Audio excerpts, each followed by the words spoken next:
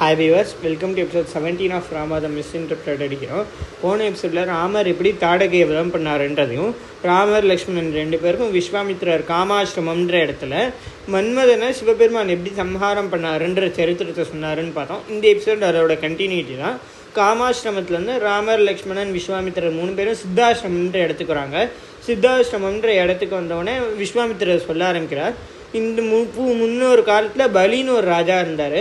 இந்த பலின்ற ராஜா ராட்சச ராஜாவான பிரகலாதனோட பையன் விரோச்சனன். இந்த விரோச்சனனோட பையன்தான் இந்த பலி.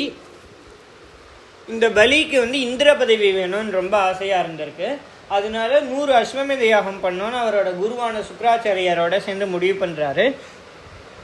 வெற்றிகரமாக 99 அஸ்வமேத யாகத்தை முடிச்சிட்டாரு. 100வது அஸ்வமேத யாகத்தை பண்ணணும்னு முடிவு பண்ணி அஸ்வமேத யாகத்துக்கு தேவையான முயற்சிகள் எல்லாத்தையும் பண்ணிகிட்ருக்காரு. இதே நேரத்தில் இந்திரனோட அம்மா அதித்தி அவங்களுக்கு நம்ம பையனோட பதவி போயிடக்கூடாதுன்னு ஒரு ஆசை. அதனால அவங்க கணவரான கஷ்யப மகரிஷியிட என்னோட பையனை எப்படியாவது காப்பாற்றணும், அதுக்கு நீங்கள் தான் ஏதாவது பண்ணணும் அப்படின்னு கேட்டதுக்கு கஷ்யப மகரிஷி அதித்திக்கு ஒரு விரதத்தை சொல்லி கொடுக்குறாங்க. அந்த விரதத்தோட பேர் பயோத்வாதசி, அதாவது 12 நாள். பங்குனி மாதத்தோட பிரதமையில் ஃபால்குண மாதம்னு சொல்லுவாங்க. அதாவது மாசி மாதத்தோட அமாவாசைக்கு அடுத்து வர்ற பிரதமையிலேருந்து 12 நாள், அந்த துவாதசி வரைக்கும் உள்ள அந்த 12 நாள் விரதம் மகாவிஷ்ணுவுக்கு பூஜை பண்ணோம். அன்னைக்கு நம்ம பயிரை மட்டுமே மகாவிஷ்ணுவுக்கு நைவேத்தியம் வச்சுட்டு அந்த பிரசாதத்தை மட்டும் நம்ம சாப்பிட்டுட்டு இருக்கணும். இந்த மாதிரி 12 நாள் நீ விரதம் இருந்தனா உன்னோட விரதம் முடியும் போது மகாவிஷ்ணு உனக்கு காட்சி கொடுத்து என்ன வரம் வேணும்னு கேட்பாரு, அவர்கிட்ட நீ கேட்டுக்கோ அப்படின்னு சொல்லிட்டு கஷ்யப மகரிஷி போயிடுறாரு. அதித்தியும் அதே மாதிரி ஸ்ரத்தையா பயோத்வாதசி விரதத்தை இருக்கிறாங்க. 12வது நாள் அதித்திக்கு மகாவிஷ்ணு சங்கச்சக்கர கதாபத்மத்தோட காட்சி கொடுத்து என்ன வரம் வேணும்னு கேட்குறாரு. அதுக்கு அதித்தி நீங்கள் பலியை சம்ஹாரம் பண்ணிட்டு என் பையனை காப்பாற்றணும் அப்படின்னு கேட்டோன்னே விஷ்ணு சொல்கிறாரு, பலியை என்னால் சம்ஹாரம் பண்ண முடியாது, அவன் நியாய வழியில தான் நடக்கிறான், அதனால நான் வேணா உன் பையனை பலிகிட்டேருந்து காப்பாற்றி தரேன் அப்படின்னு வாக்கு கொடுத்துட்டு சொல்கிறாரு. நான் உன்னோட பையனா இந்த பூமிக்கு அவதாரம் பண்ணுறேன், உன்னோட பையனா நான் அவதரிச்சுட்டு நான் இந்திரன் என்னோட மற்ற சகோதரர்கள்லாம் காப்பாற்றுறேன்னு வாக்கு கொடுத்துட்டு அதித்தியோட கர்ப்பத்துக்குள்ளே விஷ்ணு போயிடுறாரு. அதித்தியோட கர்ப்பத்தில் 5 மாதம் இருந்துட்டு பாத்ரபத மாதம், அதாவது நம்மளோட கேலண்டர் படி ஆவணி மாதம் வர்ற துவாதசி நம்ம ஓணம் பண்டிகை கொண்டாடுறோம்ல, ஓணம் அன்னைக்கு வாமனமூர்த்தி வெளியே அதித்தியோட கர்ப்பத்திலேருந்து வர்றாரு. வாமனமூர்த்தி வரும்போதே சங்கச்சக்கர கதாபத்மத்தோட 4 கையோட சின்ன குழந்தை ரூபத்தில் வராரு. இதை பார்த்தோன்னே ரிஷிகள்லாம் வாமனனை பார்த்து நமஸ்காரம் பண்ணுறாங்க. ரிஷிகள் பார்த்து நமஸ்காரம் பண்ணிட்டு அந்த பையனுக்கு உபேந்திரன்னு பேர் வைக்கிறாங்க. இப்போ இந்திரனுக்கு உதவியாக இருக்கிறதுனால உபேந்திரன்னு பேர் வச்சு அந்த குழந்தைய வச்சுருக்காங்க. அதுக்கப்புறம் அன்னைக்கே அந்த குழந்தை 2 அடி இருக்கிற ஒரு சின்ன பையனாக மாறுறாரு.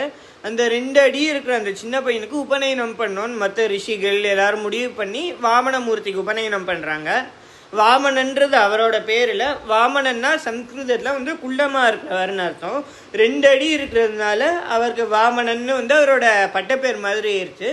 காலப்போக்கில் இப்போ எல்லாரும் வாமனாவதாரம்னு சொல்ல ஆரம்பிச்சிட்டாங்க. அந்த வாமனமூர்த்திக்கு உபநயனம் பண்ணிட்டு கஷ்யப மகரிஷி அவருக்கு காயத்ரி மந்திரம்னா உபதேசம் பண்ணுறாரு. உபதேசம் பண்ணி முடித்த உடனே வாமனமூர்த்தி கேட்குறாரு, பலி எந்த இடத்துல யாகம் நடத்திட்டு இருக்காரு, நான் அந்த இடத்துக்கு போகணும் அப்படின்னு சொல்லிட்டு அந்த யாகம் நடக்கிற இடத்துக்கு போகிறாரு. அந்த யாகம் நடக்கிற இடத்துல பலி மற்ற ரிஷிகள் மற்ற பிருகுகுலத்தில் உள்ள மற்ற ரிஷிகளோட சேர்ந்து பலி யாகம் நடத்திட்டு இருக்காரு. அந்த யாகத்தில் மகாவிஷ்ணு தானம் வாங்குறதுக்காக போகிறாரு. மகாவிஷ்ணுவை பார்த்தோடனே பலி வரவேற்கிறாரு. வரவேற்று நீங்கள் என்ன கேட்டாலும் நான் கொடுப்பேன், இவ்வளோ சின்ன வயசுலேயே நீங்கள் இவ்வளோ தேஜஸோடு இருக்கீங்க, நீங்கள் கண்டிப்பாக சாதாரண மனுஷனாக இருக்க முடியாது, நீங்கள் ஏதோ ஒரு ரிஷியாவோ இல்லை தெய்வமாக கூட இருக்கலாம், உங்களை பார்த்தா சனத்குமாரன் மாதிரியே தான் இருக்கேன், நீங்கள் என்ன கேட்டாலும் நான் கொடுக்குறேன் அப்படின்னு பலி வாக்கு தராரு. இதுக்கு நடுவுலையே மகாவிஷ்ணுவோட நெஞ்சில் எப்போவுமே ஸ்ரீவத்சம்னு ஒரு மரு இருக்கும். அந்த இடத்துல எப்போவுமே மகாலட்சுமி இருப்பாங்க. அதனால தான் மகாவிஷ்ணுவுக்கு ஸ்ரீனிவாசன்னு பேர். அந்த ஸ்ரீவத்சத்தில் இருக்கிற மருவை சுக்ராச்சாரியார் பார்த்துடுறாரு.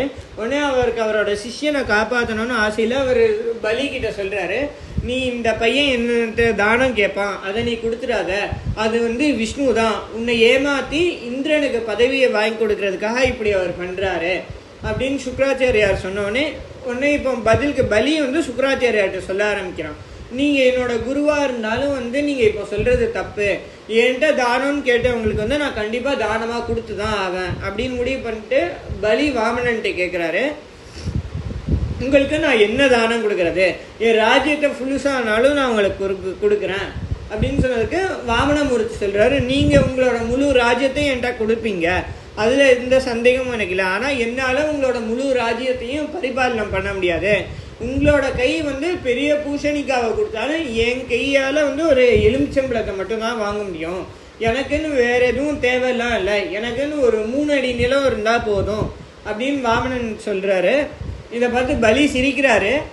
நீங்கள் என்கிட்டவும் வந்து விளையாடல, நீங்கள் நிஜமாகவே 3 அடி நிலம் தான் கேட்குறீங்களா அப்படின்னு கேட்டு, நான் வேணால் என் காலில் 3 அடி நிலம் அளந்து தரேன் அப்படின்னு சொன்னதுக்கு வாமனன் சொல்கிறாரு, எனக்கு அளவுக்கு அதிகமாகலாம் ஆசை இல்லை, என் காலில் 3 அடி நிலம் வேணும் அப்படின்னு சொன்னோடனே வந்து சுக்ராச்சாரியாருக்கு வந்து புரிஞ்சிருச்சு, இவனை எப்படியாவது நம்ம தானம் விடுறதுலேருந்து தடுக்கணும்னு முடிவு பண்ணிட்டு அந்த காலத்துலலாம் தானம் கொடுக்கறதுக்கு முன்னாடி தாரை வைப்பாங்க. இந்த கிண்டின்னு சொல்லுவாங்க. அந்த பாத்திரத்தில் வந்து கொடுக்குறவங்க வந்து வாங்குறவங்களோட கையில் வந்து தாரை வைப்பாங்க.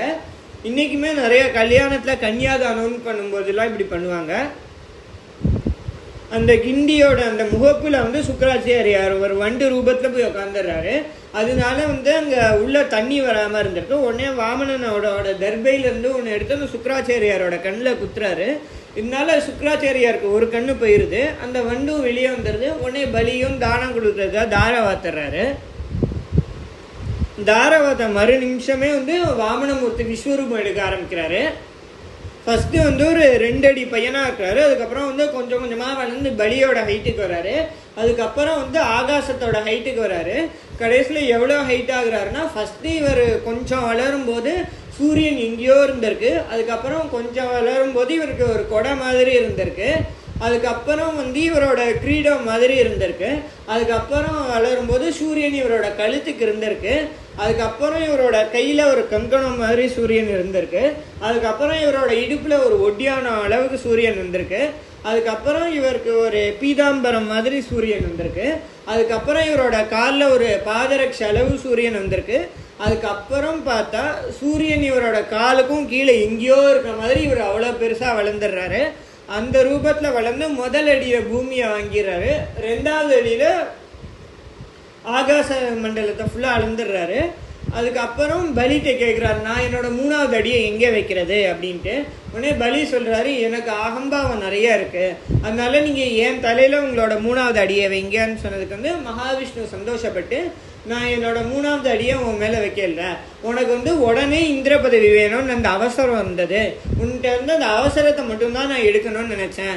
நீ போய் பாதாளத்தில் ராஜாவாரு, இந்த இந்திரனோட பதவி காலம் முடிஞ்ச உடனே அடுத்து சூரிய சாவர்ணி மன்வந்தரத்தில் நீ அடுத்த இந்திரன் பதவிக்கு நீ வா அப்படின்னு வந்து வாமனமூர்த்தி பலிக்கு வரம் கொடுத்துட்றாரு. வரம் கொடுத்ததுக்கப்புறம் வாமனமூர்த்தி வந்து தபஸ் பண்ண இடம் தான் இந்த சித்தாசிரமம் அப்படின்னு விஸ்வாமித்திரர் இந்த சித்தாசிரமத்தை பற்றி பலிக்கு ராமன் லக்ஷ்மணன் 2 பேர்ட்டையும் சொல்ல ஆரம்பிச்சுட்டு, இந்த சித்தாசிரமம்ன்ற இடத்துல நாங்கள் யாகம் பண்ணுறோம், இந்த யாகத்தில் தான் மாரீச்ச சுபாகுன்ற ராட்சசர்கள் கொடுமை பண்ணுறாங்க, அவங்க கிட்டேருந்து எங்களை காப்பாற்றணும் அப்படின்னு ராமர் லக்ஷ்மணன் சொல்லி முடிக்கிறாரு. இதுக்கப்புறம் என்ன நடந்ததுன்றதை நம்ம நெக்ஸ்ட் எபிசோடில் பார்ப்போம்.